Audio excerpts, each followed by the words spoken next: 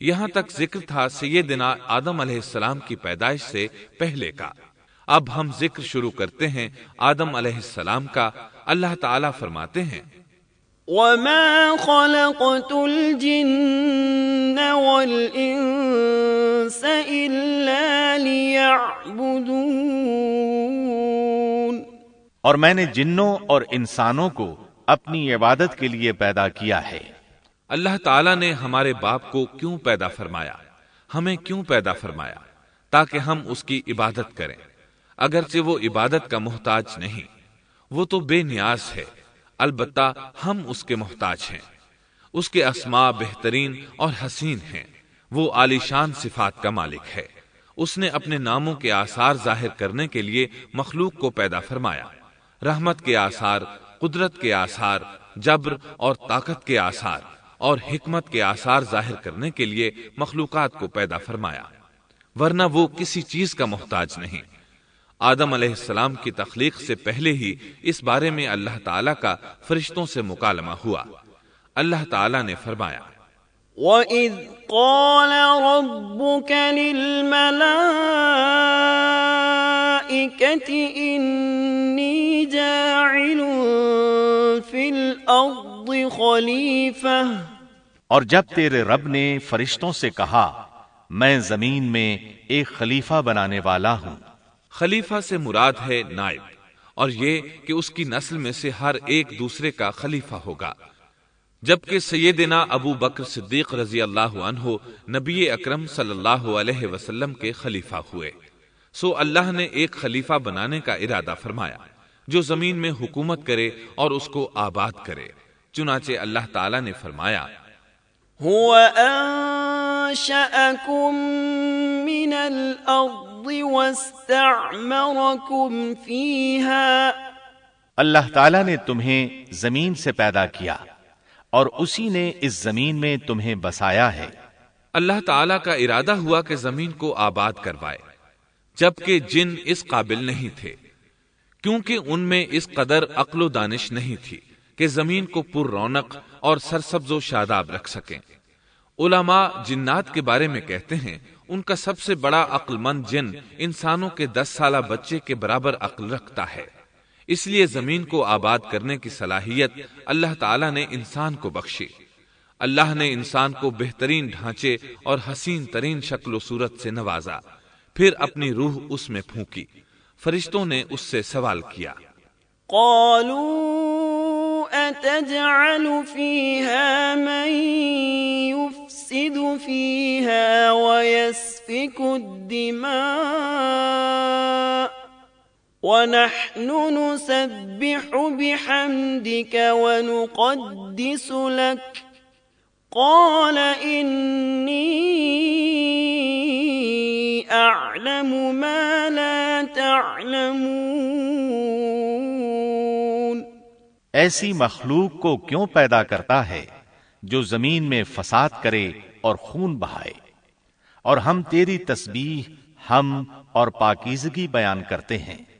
اس کے جواب میں اللہ نے فرمایا جو میں جانتا ہوں تم نہیں جانتے۔ دراصل فرشتوں نے کسی طرح معلوم کر لیا تھا کہ آدم کی اولاد زمین میں فساد کرے گی، خون ریزی کرے گی، لیکن انہوں نے یہ بات اعتراض کے طور پر نہیں کہی تھی، کیونکہ ایسا اعتراض تو گناہ ہے، اور فرشتے پلک جھپکنے کے برابر اللہ کی معصیت اور نافرمانی نہیں کرتے، جیسا کہ ارشاد ہوتا ہے بل عباد مکرمون لا يسبقونه بالقول وهم بأمره يعملون، بلکہ وہ تو نہایت معزز عبادت گزار ہیں، کسی بات میں اللہ پر پیش دستی اور سبقت نہیں کرتے، اور اس کے حکم پر عمل کرتے ہیں۔ اسی طرح ارشاد ہوتا ہے لا يعصون الله ما أمرهم ويفعلون ما يؤمرون، اللہ کے حکم کی نافرمانی نہیں کرتے، بلکہ جو حکم دیا جائے بجا لاتے ہیں۔ اس لیے فرشتوں کا یہ پوچھنا وضاحت طلبی کے لیے تھا۔ وہ تو انسان کے پیدا کرنے کی وجہ پوچھ رہے تھے۔ وہ زمین میں جنات کے اعمال اور کرتوت کا مشاہدہ کر چکے تھے، یعنی اللہ تعالیٰ نے انہیں پیدا کر کے اختیار دیا تو وہ فتنہ و فساد اور فسق و فجور میں مبتلا ہو گئے، اور اب ایک اور مخلوق زمین میں بسائی جا رہی تھی، تو اس بات کا امکان تھا کہ یہ مخلوق بھی ان کے نقش قدم پر چلے۔ اس لیے فرشتوں نے تعجب اور حیرت کی بنا پر یہ سوال کیا تھا، اور پوچھنے کا مقصد یہ تھا کہ کیا یہ بھی جنوں کی طرح ہوں گے؟ اس طرح انہیں یہ خدشہ لاحق ہوا کہ شاید ان سے اللہ کی عبادت میں کوتاہی یا کمی واقع ہوئی ہے، جس کی وجہ سے اللہ کو نئی مخلوق پیدا کرنا پڑی۔ اس لیے ان کی بات میں یہ بھی تھا کہ ہم تیری حمد اور ثنا بیان کرتے ہیں۔ بہرحال ان کے سوال کے دو مقصد تھے۔ کیا یہ جنوں کی طرح فساد کرنے والی قوم ہے؟ کیا ہم سے تیری عبادت میں کوتاہی ہوئی ہے؟ اس پر اللہ تعالیٰ نے فرمایا، جو میں جانتا ہوں وہ تم نہیں جانتے۔ اس موقع پر فرشتوں کے ذہنوں میں ایک اور بات بھی آئی۔ وہ آپس میں کہنے لگے کہ اللہ تعالیٰ جو بھی مخلوق پیدا کرے گا وہ ہم سے زیادہ معزز اور عالم نہیں ہو سکتی۔ یعنی جب فرشتوں نے باقی مخلوقات کا جائزہ لیا، مثلا آسمان، زمین، پہاڑ، جن، چوپایوں وغیرہ کا، تو انہوں نے سوچا یہ ہم سے زیادہ مرتبے والی نہیں ہے، لہذا یہ مخلوق بھی پیدا ہو رہی ہے تو یہ ہم سے زیادہ مرتبہ نہیں رکھتی۔ یہ ہمارا خاص مقام ہے کہ اللہ کی تسبیح میں مصروف ہیں، کفر سے محفوظ ہیں، ہر حکم بجا لاتے ہیں، اللہ کے تمام احکامات پورے کرتے ہیں، آسمان اور زمین میں اس کا حکم نافذ کرتے ہیں، اور اللہ کے نزدیک ہم سب سے زیادہ شرف والے ہیں۔ لہذا اگر یہ نئی مخلوق انسان بھی پیدا ہو جائے تو کیا ہوا، ہم سے زیادہ معزز اور علم والی تو نہیں ہوگی۔ بہرحال جب اللہ تعالیٰ نے آدم کو پیدا کیا تو زمین کی مٹی لانے کا حکم فرمایا، چنانچہ اللہ تعالیٰ کے پاس مٹی لائی گئی۔ امام ترمذی، ابن حبان اور امام احمد رحمت اللہ علیہم نے ایک حدیث بیان کی ہے جس کے الفاظ کچھ یوں ہیں: ان اللہ تعالی خلق آدم من قبضة قبضها من جميع الارض فجاء بنو آدم على قدر الارض فجاء منهم الأحمر والأبيض والأسود وبين ذلك والسهل والحزن والخبيث والطيب۔ اللہ تعالیٰ نے آدم علیہ السلام کو مٹی کی ایک مٹھی سے پیدا فرمایا۔ اس مٹی کو اللہ تعالیٰ نے پوری زمین سے اٹھوایا تھا۔ یہی وجہ ہے کہ آدم کی اولاد زمین کے لحاظ سے ہی ظہور پذیر ہوئی۔ بعض سرخ رنگ کے ہیں تو بعض سیاہ اور بعض سفید، اور کچھ اس کے درمیان میں ہیں۔ بعض نیک ہیں، بعض خبیث، اور کچھ پاکیزہ قسم کے ہیں۔ انسان کی تخلیق مٹی سے شروع ہوئی، اس مٹی کو پانی سے تر کیا گیا تو یہ تین بن گئی۔ اسی وجہ سے قرآن مجید کی بعض آیات میں تراب کا لفظ آیا ہے۔ تراب خشک مٹی کو کہتے ہیں، اور بعض آیات میں تین کا لفظ آیا ہے۔ تین تر اور بھیگی مٹی کو کہتے ہیں۔ اللہ تعالیٰ فرماتے ہیں خلقہ من تراب، یعنی آدم کو تراب سے پیدا کیا گیا۔ مٹی کی عام حالت کو تراب کہتے ہیں، اور فرمایا اذ قال ربك للملائكة انی خالق بشرا من طین۔ جب آپ کے رب نے فرشتوں سے کہا کہ میں مٹی سے بشر کو پیدا کرنے والا ہوں۔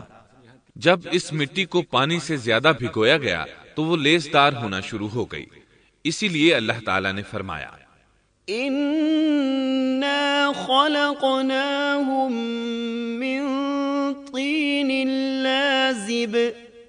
ہم نے انسان کو لیسدار اور چپکنے والی مٹی سے پیدا کیا۔ پھر اللہ تعالیٰ نے اپنے مبارک ہاتھوں سے انسان کا ڈھانچہ تیار کیا۔ اللہ نے فرمایا خَلَقْتُ بِيَدَيَّ، میں نے اپنے دونوں ہاتھوں سے پیدا کیا۔ اللہ تعالیٰ نے انسان کی خلقت فرشتوں کے سپرد نہ کی، بلکہ بذات خود اسے تخلیق کے مراحل سے گزارا اور اپنے ہاتھوں سے اس کی تصویر کشی کی۔ اللہ نے انسان کو پہلے ایک مورتی کی صورت میں ڈھالا، اس کے بعد ایک مقررہ مدت تک چھوڑے رکھا، یہاں تک کہ گیلی مٹی خشک ہو گئی اور اس کا رنگ سیاہ ہو گیا، بدبو آنے لگی، پھر وہ کھنکھناتی مٹی میں بدل گئی اور آخرکار آگ پر پکی ہوئی مٹی یعنی فخار ٹھیکری کی صورت اختیار کر گئی، جس سے مٹکے وغیرہ تیار کیے جاتے ہیں۔ سیاہ مٹی کو ہما ان کہتے ہیں اور بدبودار کو مسنون کہتے ہیں، اور کھنکھنا کر بولنے والی مٹی کو سلسال کہتے ہیں، اور ٹھیکری کی طرح کی مٹی کو الفخار کہتے ہیں۔ مختلف آیات میں یہ الفاظ وارد ہوئے ہیں۔ وَلَقَدْ خَلَقْنَاكُمْ ثُمَّ صَوَّرْنَاكُمْ، ہم نے تمہیں پیدا کیا اور پھر ہم ہی نے تمہاری صورت بنائی۔ اور فرمایا وَلَقَدْ خَلَقْنَا الْإِنسَانَ مِنْ صَلْصَالٍ مِنْ حَمَإٍ مَسْنُونٍ، اور یقیناً ہم نے انسان کو کھنکھناتی خشک مٹی سے پیدا کیا جو کہ بدبودار اور سیاہ گارے سے خشک ہوئی تھی۔ اور فرمایا خَلَقَ الْإِنسَانَ مِنْ صَلْصَالٍ كَالْفَخَّارِ، اللہ نے انسان کو کھنکھناتی مٹی سے پیدا کیا جو کہ ٹھیکری کی طرح تھی۔ ان تمام آیات کریمہ میں کوئی تناقض، تعارض اور اختلاف نہیں، اس لیے کہ ان مختلف آیات میں انسان کو اس کی تخلیق کے مختلف مراحل کی یاد دہانی کرائی گئی ہے۔ خلاصہ کلام یہ ہوا کہ تخلیق کے عمل کا پہلا مرحلہ تراب تھا، یعنی عام حالت والی خشک مٹی، پھر تین یعنی بھگوئی ہوئی مٹی، پھر لیس دار مٹی یعنی سلسال، پھر ٹھیکری کی طرح کی مٹی یعنی فخار، اور یہ کام جمعے کی آخری گھڑی میں کیا گیا۔ اور یہ دن اللہ کے لحاظ سے شمار ہونے والے دنوں میں سے ہمارے دنوں کی طرح نہ تھا، ہمارے اور اللہ کے دن مختلف ہیں۔ تخلیق آدم دراصل اللہ کا کرشمہ ہے، انسانوں کو ایک صورت عطا کی گئی۔ اس مرحلے کا تذکرہ بخاری اور مسند احمد کی ایک روایت میں ہے۔ خلق اللہ آدم وطوله 60 ذراعا فكل من يدخل الجنة على صورة آدم فلم يزل الخلق ينقص حتى الآن۔ اللہ نے آدم کو پیدا کیا اور ان کا قد 60 ہاتھ یا 60 میٹر لمبا تھا۔ تمام جنتی لوگ اس قد آدم کے ساتھ جنت میں داخل ہوں گے، اور اس وقت سے لے کر آج تک مخلوق کا قد کم ہوتا چلا آ رہا ہے۔ بعد والے لوگ گزشتہ زمانے کے لوگوں سے ہمیشہ چھوٹے قد کے ہوتے چلے آ رہے ہیں۔ بہرحال سب سے پہلے اور سب سے لمبے انسان آدم علیہ السلام تھے۔ امام احمد نے منفرد طور پر ایک روایت بیان کی ہے، اس میں رسول اکرم صلی اللہ علیہ وسلم نے آدم علیہ السلام کی لمبائی 60 ہاتھ یعنی 60 میٹر اور چوڑائی 7 ہاتھ بیان فرمائی ہے۔ سبحان اللہ! سیدنا آدم کس قدر ضخیم اور عظیم مخلوق تھے۔ صحیح مسلم اور مسند احمد کی روایت میں ہے، لما خلق الله آدم تركه ما شاء أن يدع فجعل إبليس يطيف به ينظر إليه فلما رآه أجوف عرف أنه خلق لا يتمالك۔ اللہ نے آدم کو پیدا کیا تو اسے اپنی منشا کے مطابق کچھ عرصہ ڈھانچے کی صورت میں چھوڑے رکھا۔ ابلیس اس کے ارد گرد چکر لگانے لگا۔ اس نے دیکھا کہ وہ پیٹ والا ہے۔ وہ سمجھ گیا کہ یہ مخلوق اپنے آپ پر کنٹرول نہیں کر سکے گی۔ اس حدیث سے معلوم ہوتا ہے کہ انسانوں کی طرح جنات کا پیٹ نہیں ہے، صرف انسان ایسا ہے جس کا اندر والا حصہ کھوکھلا ہے۔ بہرحال اللہ نے انسان کو اس شکل و صورت میں پیدا فرمایا۔ احادیث مبارکہ میں آدم علیہ السلام اور ابلیس ملعون کا قصہ تفصیل سے بھی موجود ہے اور مختصر بھی۔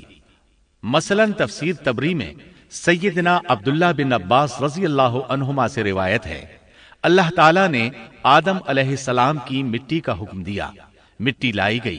اللہ تعالیٰ نے آدم علیہ السلام کو لیسدار اور بدبودار سیاہ مٹی سے پیدا فرمایا، اور یہ کام اللہ نے اپنے مبارک ہاتھوں سے کیا۔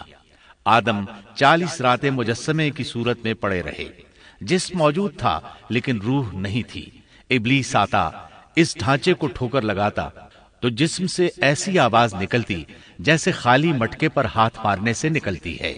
اسی لیے اللہ نے بھی فرمایا ہے کہ وہ کھنکھناتی مٹی سے پیدا کیے گئے۔ آدم علیہ السلام میں روح ڈالنے سے پہلے ایک مرتبہ فرشتوں کا ان کے پاس سے گزر ہوا تو وہ کچھ گھبرا سے گئے۔ ابلیس کو تو بہت زیادہ گھبراہٹ کا سامنا کرنا پڑا۔ وہ گزرتے ہوئے ٹھوکر مارتا اور کہتا، تجھے کسی خاص مقصد کے لیے پیدا کیا گیا ہے۔